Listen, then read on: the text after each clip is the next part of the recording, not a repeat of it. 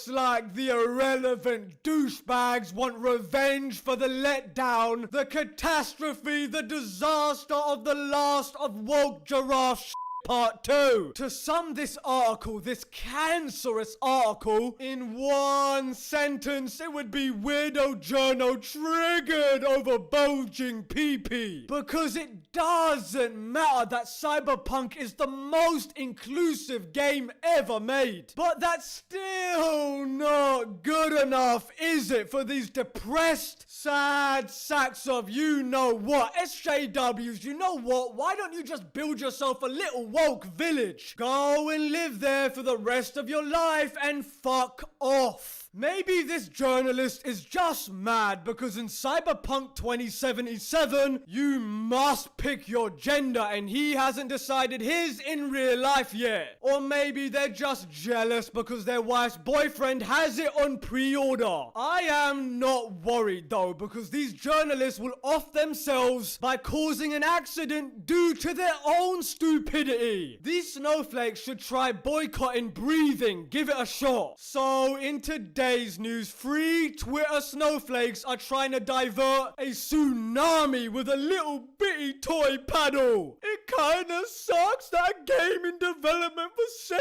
years had good edgy marketing. I'm sorry, what? Edgelord marketing, my goodness! Will the crying ever end? By the way, quick tip. If you're going to insult people, maybe don't call them something cool like edgelord. So you're telling me that the weirdos that constantly politicize every game while berating and insulting their audience are turning around and saying, why isn't anyone listening to us anymore? Gee, I don't know. Maybe it's because we enjoy your unhinged rantings and tears of soy. Jesus Christ, did you get your journalism degree out of a cereal box? Look, I know that woke journalism is rapidly dying and you don't have much to write about, but does that mean you have to be as toxic as possible? Frankly, we should be expecting this because stories like this are just gonna get worse for the next week. Anyway, they make jokes during the character creation screen.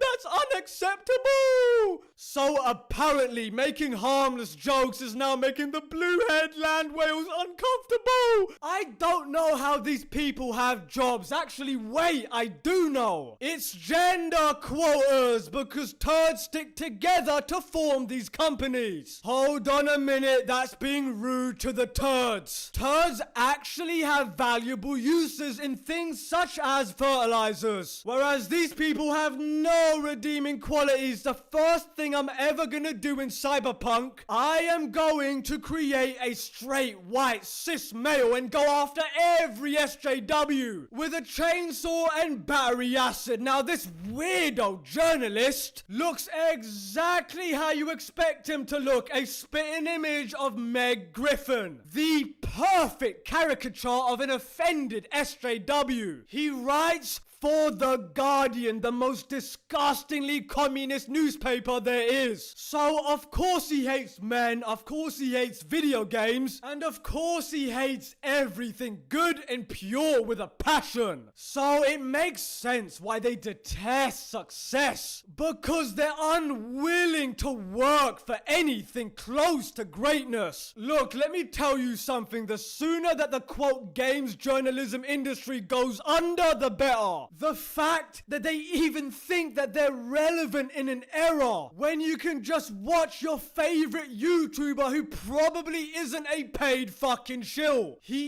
even said in this article that Cyberpunk had disastrous hype in gaming industry. Really? You must be talking about a certain golf game, not Cyberpunk 2077. Go and do your homework, kid, because when there's quality, there's no amount of bad publicity or propaganda or any low blow from the garbage games journalism that can really harm the sales of a product like Cyberpunk. And on that bombshell, thank you all for watching. Manix out.